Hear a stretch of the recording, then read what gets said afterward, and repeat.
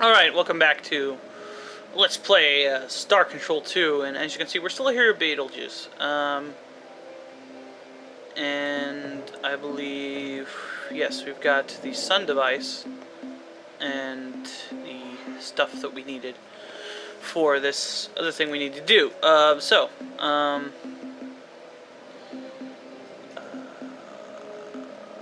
Yes. Now what we want to do is we want to go back. I think we're going to do the Umga first. The thing we have to do with the Umga.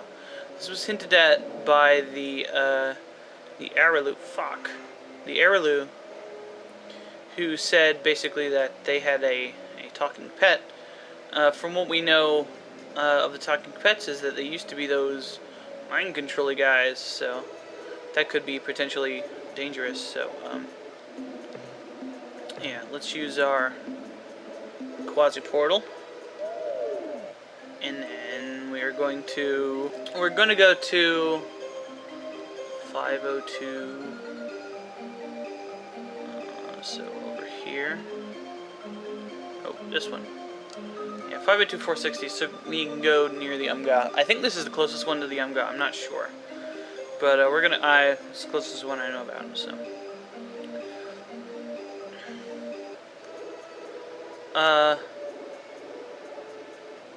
We might want to crew up first. We'll be right back. Alright, this is where we want to go at Beta Orionis, so I will cut back when, yeah. I'll actually try to run into one in space so we know Orionis. So, probably the first planet up here. They're not bothering me because I already talked to them, so I think. I don't know if I ever talked to them. I must have because they're on my map. Oops. There we go. Good enough. Good enough for government work.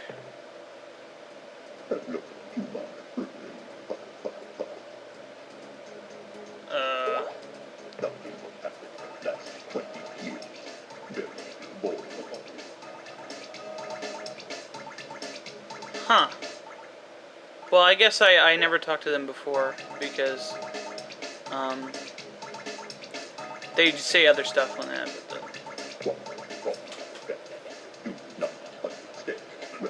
Well, they're talking oddly.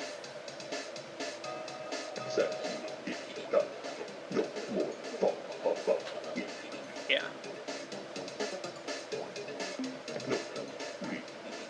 Okay. I think if I press them, then they'll actually attack me, so we need to go to the first planet, over here. If I can drive. Stupid fast ship. There we go. And talk to whatever. Oh crap! What do you want? I am a peaceful creature, a friendly alien life form. The Urquan called us talking pets. Until recently, I was employed on a Dreadnought starship as a translator. Then, after the ship suffered severe damage from combat, we crashed at Alpha Pavonis. Miraculously, I survived. I was rescued by an Arilu Lollylay exploration vessel. The Arilu, they couldn't heal my most severe injuries, so they brought me to the Umga, who possess superior bioengineering skills. Yeah, this sounds sinister. Oh, you know about that, do you? Oh, well, I guess that means I'll have to kill you now. I can't permit you to reveal my transformation. Urquan might find out, and then my plans for revenge will be ruined. Well, I tried to spare your life, Captain, but you were just too curious. So now, seek death at the hands of your enemy. Aiyah! I cannot compel you. Your mind is closed to me. How can this be? I am forced to resort to more primitive measures. Umga Commander, summon your 10 combat ships and attack this intruder instantly. Now, the reason why I couldn't do that is because we had, if you remember, we have the Ta'ilo shield. So, yeah.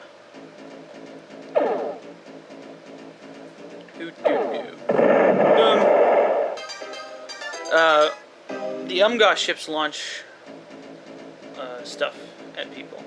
They're not very impressive against the old Vindicator, so, you know, no big deal.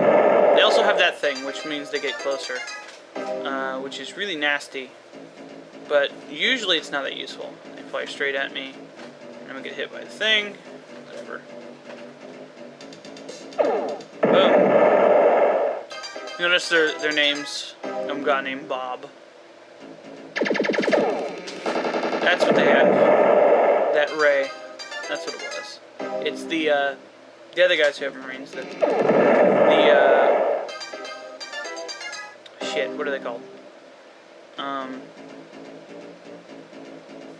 Oars. The Umga have that sparkly laser beam, so as you can tell, it does quite a bit of damage.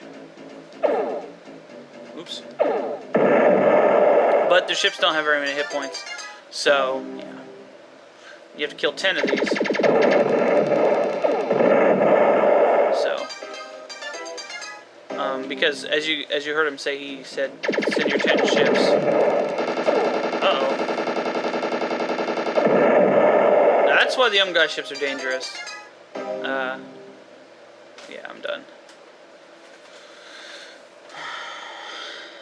But I got out of it fine. Hi there, friendly Starship Captain. You'll never believe this, but somehow, the injuries I suffered when the Urquan crashed triggered some kind of a personality transformation. I became evil and spiteful, cruel and nasty, whimsically unpleasant. You may have also noticed I gained some kind of temporary psychic powers. Well, I just want to let you know I'm cured. Captain, I don't know exactly how, but when you were fighting those Umga ships, a chunk of the seaman fell down on my head and gave me quite a whack. Ouch, oochie, it still hurts. When I awoke, the universe had ceased to be the dark and hostile place I had previously thought it to be.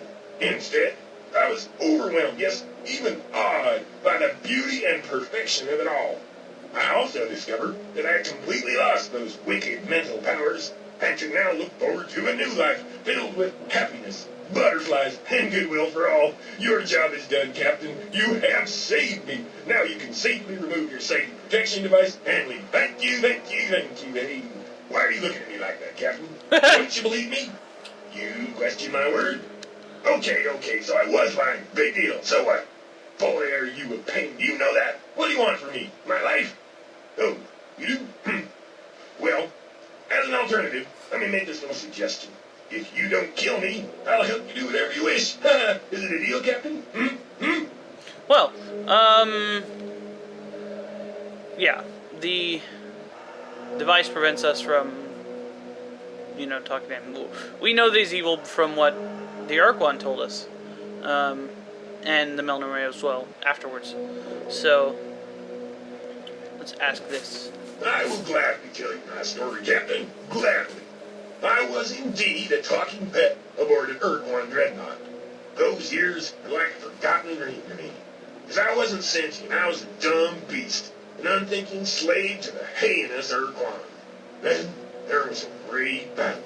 The ship was hit, severely damaged. Slaves running down the corridors, commands, counter-commands. Then there was a scream atmosphere outside the hull. There was a big explosion of light thunder. We hit the surface of a planet, I'm pretty sure. Next thing I can remember was the face of the creature you called the Arimu. I was in great pain. But the creature was kind. It did what it could for me by applying its own medicines to my alien form. I was transported off planet. And I remember an all-pervading green light. Then we were at the homeworld of the Arimu. Again, Captain, forgive me if I'm not more clear, but I wasn't intelligent yet. Give me a chance. I presume my injuries were too severe for the Arimu to repair. But perhaps I reacted badly to their medicines or something, because the next thing I remember was being moved back into a ship. Things grew dim. My next memory is being on board an Umga starship. Wet flesh throbbing all around me, Umga laughing as they worked on my body. It was kind of unnerving. Suddenly, like the explosion of a bomb, real thought flooded my brain. I don't know how or why, but the Umga had discovered that my brain could be easily changed, improved, giving true intelligence. What they didn't realize is it also brought back a flood of memories. Memories of my species' ancient past. From before the time the Urquan castrated our thinking minds and transformed my people into crude beasts. I'm the only intelligent Panari left in this galaxy, Captain. Now you understand my lust for vengeance? Well, yeah. We know that's true, basically. The Urquan changed it, and then the Umga changed it back. If I haven't explained the Urquan are known for their ability to change flesh. If you talk to them, they will give you some ships, and they're actually like jokers, and they have a weird sense of humor. But they will fight you and give you some of their ships. They will give you some of your ships and then attack you. I mean, but I never got a chance to do that. I don't remember if I did or not. But it also offered to graft limbs onto you and stuff. So yeah. Anyway, let's ask what kind of deal he's talking about. I get the basic idea. You want to overthrow the Urquan. Bravo! Good idea. Way to go. I too wish to see the Urquan beaten, humiliated, destroyed. And I alone possess a unique ability that will help you achieve your goal. I can use my psychic powers temporarily to distract the Urquan, confuse them for a few seconds. Presumably, you will use this moment to strike a lethal blow against the Urquan. Such a plan cannot fail, Captain. We must see to that. Okay. Captain, calm down. Be reasonable. Listen to me. I am nothing more than a single being, hardly larger than one of your Earth dogs. My only weapon, my weak psychic abilities, have been nullified by your protective device. I am harmless, but perhaps I can be of some small service to you. Consider this my hopeful attempt to compensate you for all the trouble I've caused you in the past. In the past, Captain, and now we look to the future, to victory over the evil Urquan. I am your secret weapon against these tyrants, Captain. Don't leave me here. Huh. Well, this is true. We do need him. Like, this is one of the items we need. Obviously, we wouldn't have come here if we didn't. So, we'll agree to his deal. No tricks, Captain. No tricks. I fear you cruelly misjudge me. I am on your side now. Together, we will make a great team, Captain. This day, this moment, shall go down forever in the history of our galaxy. I am coming aboard your ship now. I will make a nest in the pressurized section of your ship's hold. When you wish to talk with me, I will be there. We can actually, like, go into our thing, our manifest, and talk to him. Captain, the Tailo device on board this vessel is giving me a headache. Please remove it. Now, Captain. It is foolish to resist. It remains more effective than I thought. I'm still able to disobey. Ah, well. What can I do for you, Captain? We can ask,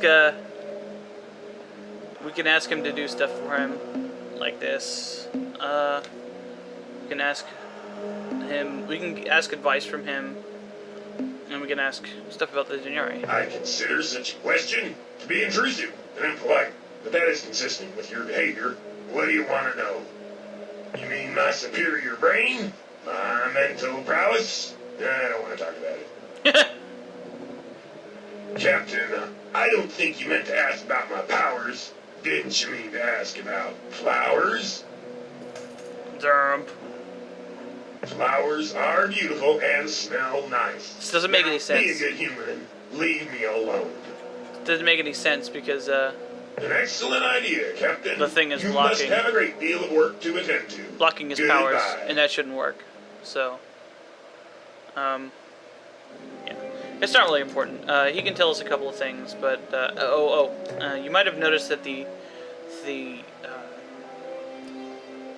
people who are fighting north of here, or up from here, are both gone, so. Let's talk to the Umgas again. Hail, hail, human bird. Great hero has returned. Oh, my lipids quivering. Just looking at him on monitor. What smile, what sparkling eyes. what nice bony structure. He who has saved us from mental compulsion of evil Talking Pet. Hail, hail, hail, oh great hero. We grateful creatures, speak to us how we reward you.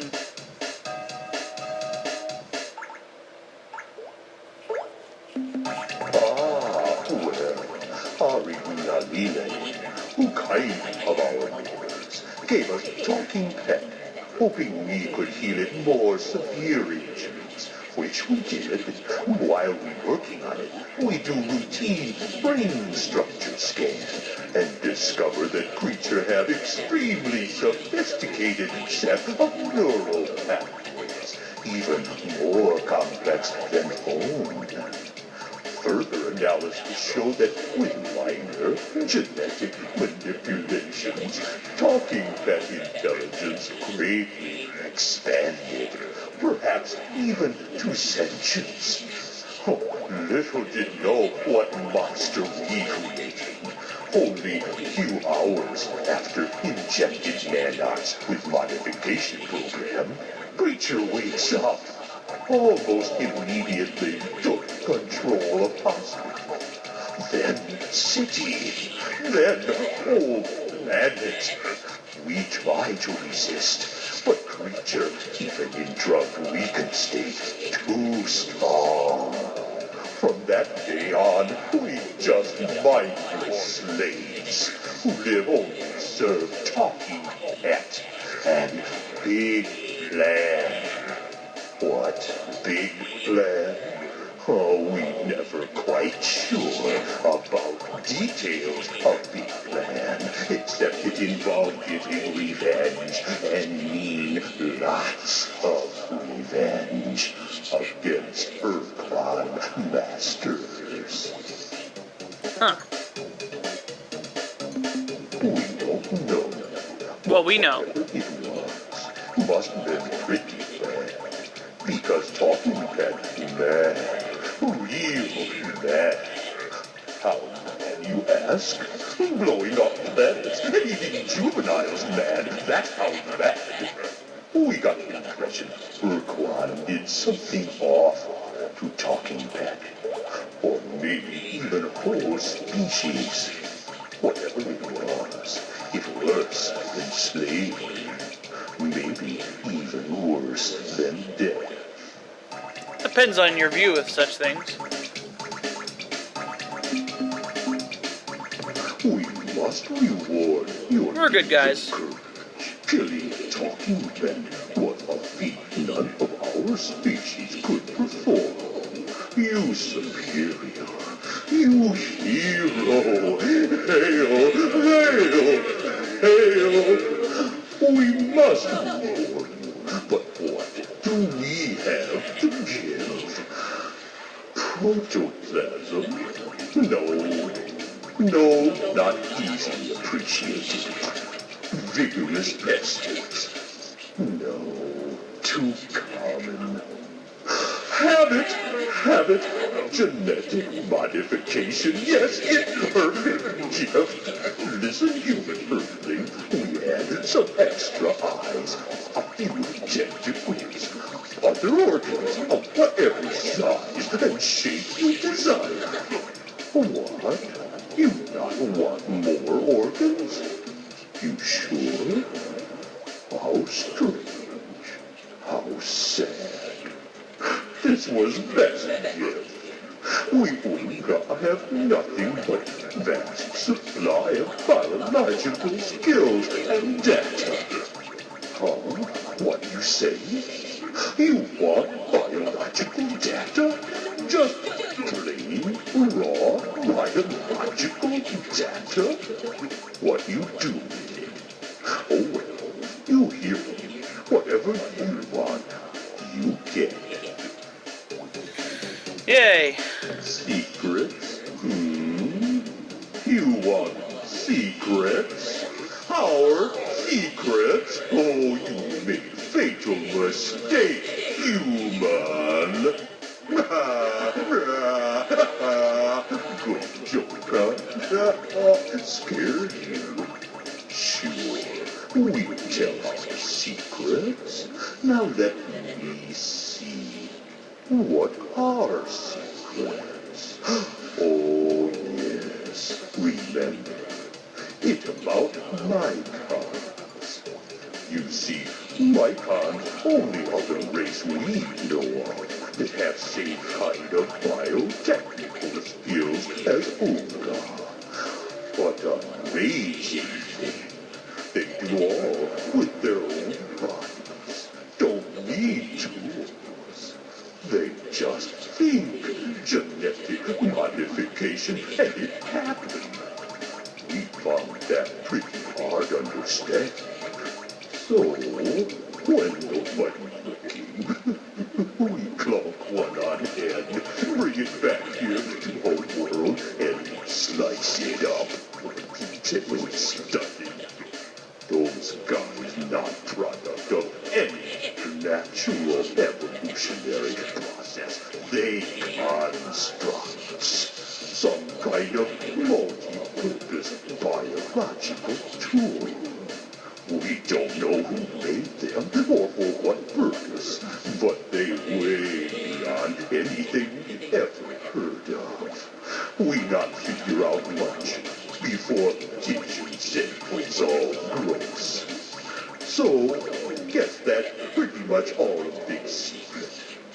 Oh, do us a favor. Please not tell anybody about conking Mycon. It's kind of against Urquan laws and not want to get Mycon mad at us. Yep. They're pretty funny. Well, we already knew that, and I guess, well, we sort of knew that. Because... Did we know that? I thought we heard that from the Milner Ray, but we'll learn more about that in Star Patrol 3. No, great hero. I get this funny feeling. Would like to know what feeling is? Oh, good. I tell you. My feeling, that great hero stuff, well, boring, not funny at all.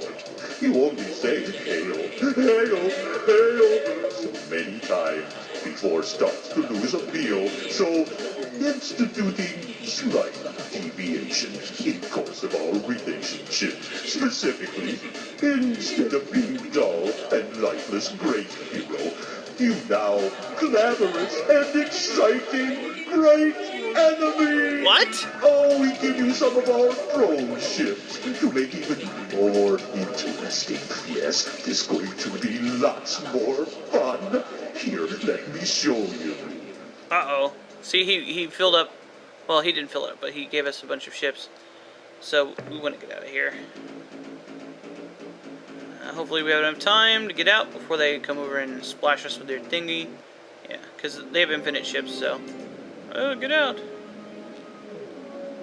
Now we want to move around so that all their ships come into the thing, so that I can get away unhindered. And I will be back. And I'm gonna go back to Earth, and I'll meet you there. All right. One of the things I've decided to do is I'm gonna go talk to the. Actually, I don't even have to do that. Let's use our Unga caster. And then the Melnor should come look for us. Hey guys, there they are. So we can look out! Boy, what a close call, Captain. Why did you try to run down that Keel Varese vessel? You almost smashed it into flinders. What? You didn't see it? Surely you... Oh, never mind. Now, what can we do for you today? We can't see the Keel Varese vessels. What would you like to sell, Captain? Now, we got 500 data from the Umga. The 500 units of biological data we downloaded from your ship earn you 1,000 credits. And we'll just go to buy some fuel. Pump. Fuel. And then we're going to go back to Earth. I just wanted to show you that. Okay, we're back here at Commander Hayes. Let's ask him about this Denari. The analysis reads as follows. Subject, talking pet life form. Data, this creature is physiologically identical to the so-called Urquan talking pet with one notable exception. It is highly intelligent and evidences strong psychic capabilities. Initial AIQR test rated it well above human super genius, though immediately after we made this shocking assessment, its scores dropped to the normal-subnormal range. Interviews with the subject have shown it to be cooperative, though a Class 4 pan-species psychological profile places the creature far into the furtive, hateful domain. There were also some disturbing incidences where we talked about roses, daisies, and other pretty flowers. Summary: everything's okay, nothing to worry about with this cuddly little guy. Not one thing.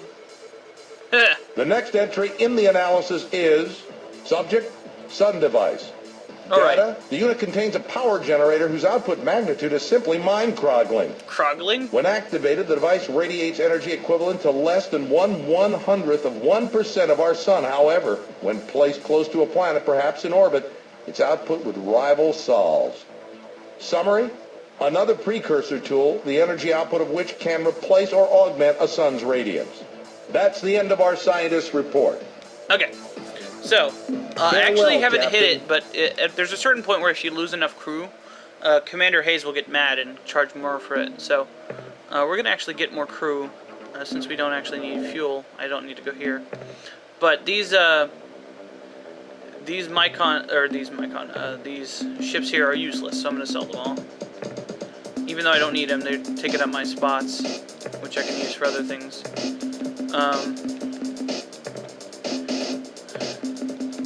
I don't actually think I need this Zalfok Pig ship either, so I'm gonna sell this. These other ones can all be useful. I can actually buy other ships, so let's buy what else?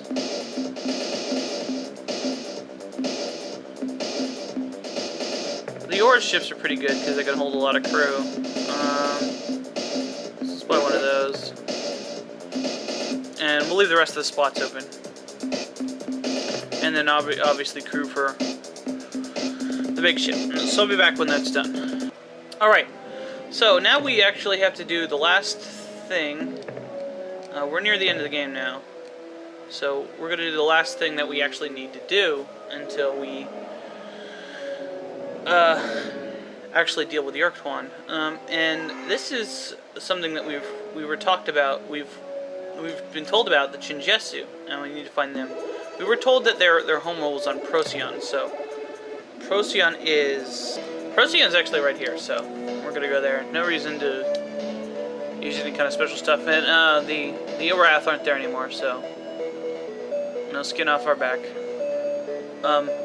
We were told that the Mernherm are also here too, so we'll see. We haven't contacted them because we were never really told to, and they never showed up in our space because they're slave shielded. So, until now, there was nothing really to do with it. But we're gonna go talk to them and see if we can do anything for them. Okay, and I believe it's still the first planet or the second. Second. Just looking at my list. There we go. Hey guys. From orbit. Interior of the starbase and found it abandoned. Computer records show that the Urquan put the starbase in orbit around this world after defeating the Chinjesu and Mernherm. From what we can determine, the Chinjesu and Mernherm were assigned to this base. That's mindless robots to run their station, and somehow returned to the surface of their planet, penetrating the slave shield. Further analysis of the starbase databanks show that the Chinjesu and Mernherm were exploring synthesis schemes to create a hybrid race. Half Mernherm, half Chinjesu. Hey man, I was doing that with what's her name the other day. Yeah, less sophisticated. The robots who run the starbase are armed and will not permit us to scavenge material, so we're returning to the ship. So I guess we have to go to the planet. Sapphire World, but we can't scan it. We can't go down, so... Well, we do know that the Umga caster is very powerful, so let's use it. We are the Chenjasu. We are the Merntham. We do not understand how you have penetrated the slave shield or why, but in doing so you have interrupted the process. Explain this intrusion. Bleep bloop. We are robots. Okay. We cannot be of any assistance now. We are in the middle of the process. I will explain. After we, Chanjesu, and Merntham were defeated by the Urquan, we chose to be encased in a single slave shield on this world. As soon as the Urquan departed, we began the process. We initiated a synthesis of our two species, our two cultures, one crystalline, the other purely mechanical. This process, fueled only by the radiant energy of our sun, will eventually produce a new hybrid race. And when the process is complete, we will crack the Urquan slave shield and emerge from our chrysalis like a winged insect unleashed from its cocoon. Then we will be ready and capable to deal with the Urquan, their battle thralls, and their dreaded Samatra. The Samatra? Huh.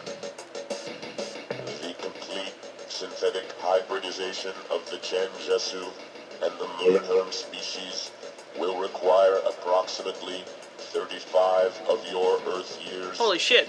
This extended duration is necessary because our synthesis mechanisms are dependent exclusively on the light of our sun for energy. Huh. Well, we do know that we have the Sun device, which Commander Hayes told us that would speed up their, or would make the sun's energy more powerful. Let's ask what they're doing before we say something about Though that. your ship's design is unfamiliar to us, we now understand that you are of human origin, and so we will share with you our reasons for accepting the status of Urquan slave. In 2135, our great alliance burned within the crucible of sentience. Though our fleets of armed starships held back the hierarchy's grotesque armada for many years, in the end, the Urquan unleashed a power upon us that was so overwhelming, we knew we would be annihilated if we did not submit.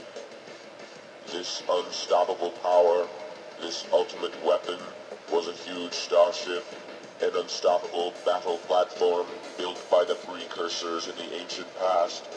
Your vessel shares some similarities in design to the Urquan's battle platform, which they call Samatra, meaning Great Trophy.